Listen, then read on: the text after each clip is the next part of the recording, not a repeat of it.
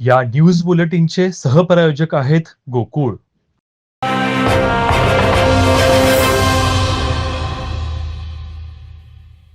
Bank of Baroda मार्फत देश पातळीवर घेण्यात आलेल्या परीक्षांमध्ये कोल्हापूर जिल्ह्यातील कंतेवाडी गावातील पूजा एकनाथ पाटील हिची एसओ म्हणून प्रथम क्रमांकाने निवड झाली, तर विजय केरबाट डवरी यांची रत्नागिरी जिल्हा सत्र न्यायालयात कनिष्ठ लिपिक म्हणून निवड झाल्याने दोघांवर शुभेच्छांचा वर्षाव होत आहे.